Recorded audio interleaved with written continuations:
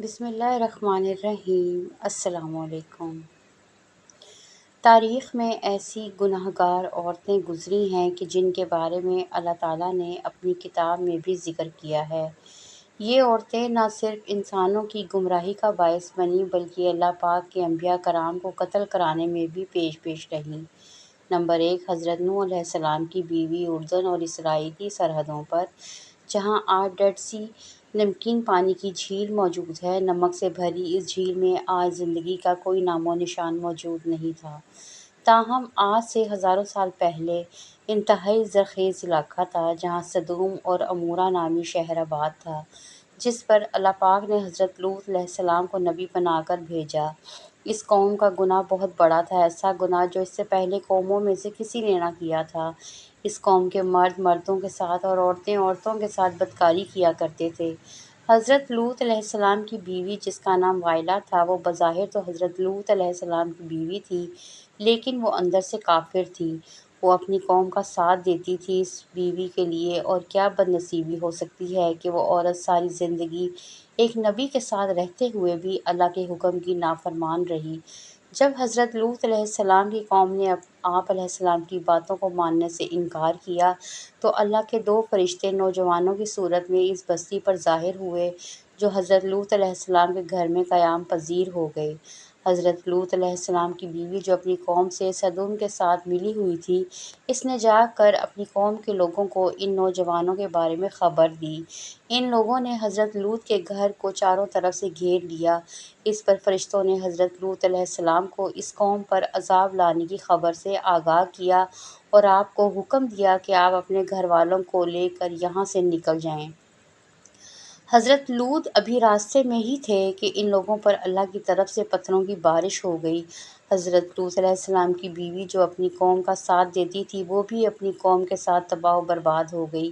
سدوم کے پہاڑوں میں آج بھی وائلہ کی آبادی موجود ہے۔ حضرت لوط علیہ السلام کی بیوی کا تذکرہ قرآن پاک کے علاوہ بائبل میں بھی آیا ہے۔ نمبر 2، حضرت نوح علیہ السلام کی بیوی۔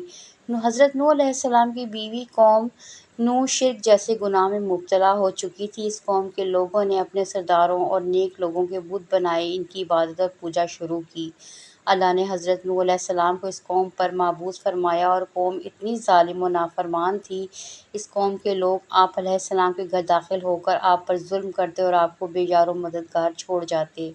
حضرت نوح علیہ السلام کو مجلسوں سے نکال دیا جاتا۔ حضرت نوح کی بیوی بھی ان کافروں سے ملی ہوئی تھی۔ مفسرین حضرت نوح علیہ السلام کی بیوی کا نام واہلہ یا واگلہ بیان کرتے ہیں۔ یہ عورت کافر ہی نہیں بلکہ اس کا رہن سہن بھی کافروں جیسا تھا۔ حضرت نوح علیہ السلام کی بیوی کافروں میں شریک ہو کر آپ علیہ السلام کو دیوانہ اور مجنوں قرار دیتی تھی۔ یہ عورت بتوں کی بڑی تعریفیں کیا کرتی تھی۔ جب کوئی بندہ بتوں کو چھوڑ کر خدا کی طرف مائل ہوتا تو یہ عورت اپنی قوم میں جا کر اس آدمی کا نام بتا دیتی، جس سے اس قوم کے لوگ اس بندے کو مارتے اور پیٹتے۔ اس طرح وہ بندہ بھی ڈر اور خوف کے مارے سے بتوں کی پوجا کرنے پر مجبور ہو جاتا۔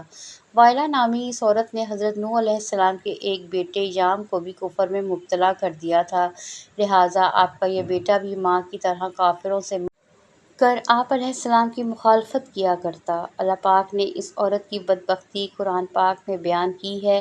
اس کی تفسیر احوال بائبل میں بھی موجود ہے۔ جب اللہ پاک نے حضرت نوح علیہ السلام کی قوم پر سیلاب کا عذاب نازل کیا تو آپ علیہ السلام کی بیوی اور ان کا نافرمان بیٹا بھی اپنی قوم کے ساتھ برباد ہو گئے۔ نمبر 3، دلائلہ۔ وہ عورت تھی جس کا نام بھی صدیوں سے بے وفائی اور دغا بازی میں مشہور رہا۔ دلائلہ کا ذکر قرآن پاک اور بائبل میں ملتا ہے۔ واقعہ کچھ یوں ہے کہ حضرت موسیٰ علیہ السلام کی وفات کے بعد بنی اسرائیل کی قوم عمالقہ محکوم بن گئی تو اللہ پاک نے اس قوم میں بہت ہی طاقتور لڑکے کو پیدا کیا جس کا نام سمسن تھا۔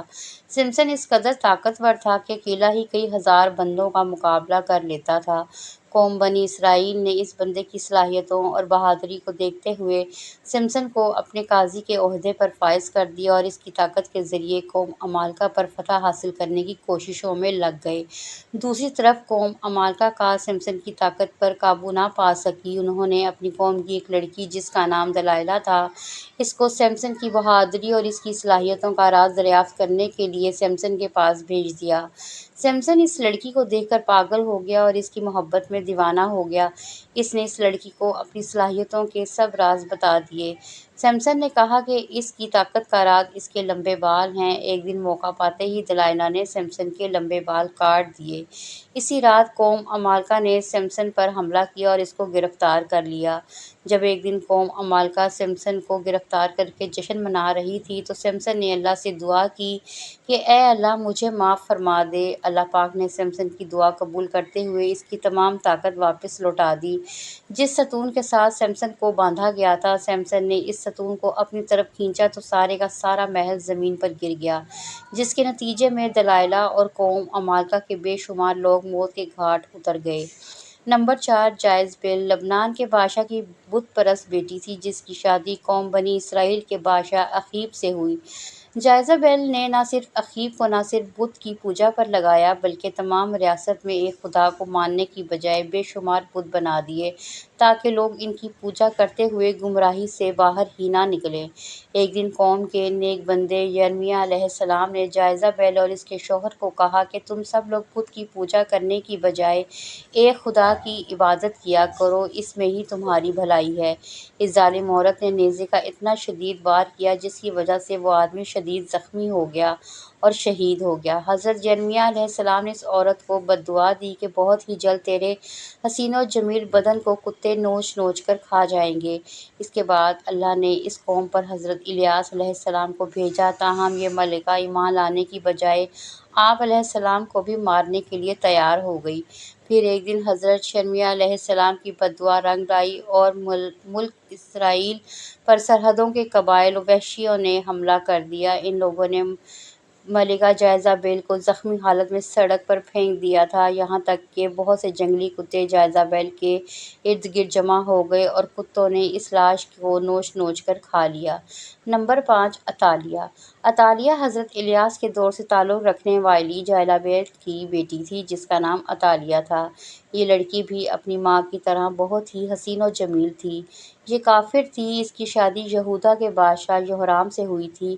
اس قوم میں ہر جگہ بتوں کی عبادت ہونے لگی تھی۔ اس قوم پر بھی وحشی لوگوں نے حملہ کیا تھا جس کی وجہ سے وحشی لوگوں نے یہورام بادشاہ کو قتل کرنا چاہا لیکن یہ بادشاہ غار میں چھپ گیا جس کی وجہ سے اس غار میں ہی اس بادشاہ کی موت واقع ہوئی۔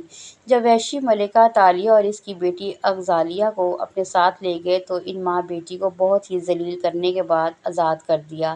اس کے بعد عطالیہ نے بتوں کی عبادت سے توبہ کر کے حضرت موسیٰ علیہ السلام کے مذہب پر آ گئی، لیکن اس تبدیلی کو سال بھی نہ گزرا کہ عطالیہ پھر کافرانہ کاموں کی طرف لوٹ آئی۔ اس کی بیٹی کے قتل کے بعد ملکہ عطالیہ کو ہی سلطنت کا تاج پہنا دیا گیا۔ اس نے اپنی دولت کے نشے میں آ کر اپنے تمام پوتوں کو قتل کروا دیا اور پھر اپنی رعایا پر ستم کرنے لگی۔ تاہم اس کا پوتا جو اس سے جان بچانے میں کامیاب ہو گیا تھا، یہودا کے لوگوں نے اس کو اپنا بادشاہ بنایا۔ یہ ملکہ عطالیہ اپنے محل کے باہر اپنی قوم کے ہاتھوں بہت ذلیل و رسوا ہو کر مری۔ عطالیہ کا ذکر بھی بائبل میں تفصیل کے ساتھ موجود ہے۔ نمبر 6، ہیروڈیاس ہیروڈیاس اگر تاریخی انسان کی سب سے گناہ گار عورت کہا جائے تو وہ غلط نہ ہوگا، کیونکہ یہ عورت حضرت یحییٰ علیہ السلام کے قتل کی ذمہ دار ہے۔ حضرت عیسیٰ علیہ السلام کی پیدائش سے چند برس پہلے کی بات ہے کہ ہیروڈیاس ایک غریب اور بہت ہی حسین و جمیل عورت تھی۔ یہ فلسطین کے خاندان کی بہو بن گئی۔ ابتدا میں اس کی شادی شہنشاہ کے دوسرے بیٹے ہیرود سے ہوئی تھی اور اسی ہیروڈیاس کے گھر ایک لڑکی پیدا ہوئی۔ تاہم جب وراثت کی تقسیم کے بعد ہیرودس نے دیکھا کہ سب سے زیادہ طاقت تو یہاں پہ فلپ کے بھائی اینٹی باس کے حصے آئی ہے تو اس نے بھی اپنے شوہر کو چھوڑ کر اینٹی باس سے شادی کر لی۔ ان دونوں نے اللہ کے نبی حضرت یحییٰ علیہ السلام، جنہیں اہل کتاب یوحنا کے نام سے بھی پکارتے ہیں، لوگوں کو درس و تدریس دینے لگے تو ہیرود کو آپ کی دینی باتیں پسند نہ آئیں جس کی وجہ سے اس نے حضرت یحییٰ کو گرفتار کروا دیا۔ ہیرود جیاز نے کافی بار کوشش کی کہ وہ اپنے شوہر اینٹیباس سے آپ علیہ السلام کے قتل کے احکامات جاری کروائے، تاہم بادشاہ نے ایسا نہ کیا۔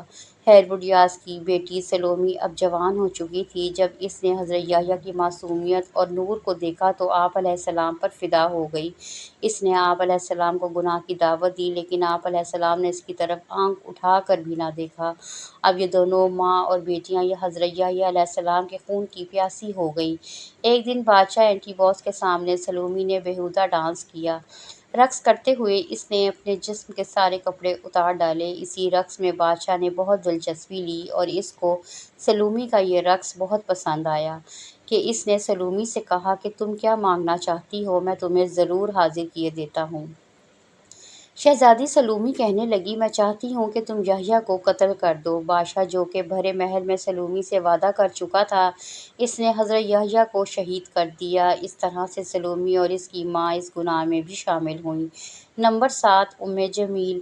ام جمیل ابو لہب کی بیوی تھی، جس کا اصل نام سروس بنت حرب ہے۔ اس کی آنکھوں کا بھی بھینگا پن نمایاں تھا، جس کی وجہ سے اس کو لوگ کانی کہا کرتے تھے۔ قرآن پاک اللہ نے ابو لہب اور اس کی بیوی کو انتہائی سخت الفاظ میں پکارا ہے۔ اس کی وجہ ابو لہب اور اس کی بیوی کا رسول اللہ صلی اللہ علیہ وآلہ وسلم کے ساتھ سخت مشرکانہ رویہ ہے۔ میاں بیوی آپ صلی اللہ علیہ وسلم کو تکلیف اور اذیت پہنچانے کا کوئی بھی موقع ہاتھ سے نہ جانے دیتے۔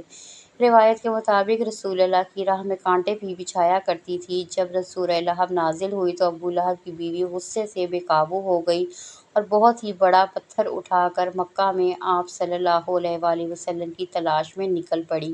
یہ کعبے میں حضرت ابو بکر کے سامنے اس حالت میں آئی کہ اس کے منہ سے جھاگ نکل رہی تھی اور رسول اللہ کے خلاف انتہائی نازیبا الفاظ پڑھ رہی تھی۔ حالانکہ آپ صلی اللہ علیہ وآلہ وسلم اس وقت حضرت ابو بکر کے ساتھ ہی موجود تھے، لیکن اللہ کے رحم و کرم سے ام جمیل آپ کو نہ دیکھ سکی۔ وہ وہاں سے گھر کی طرف روانہ ہو گئی۔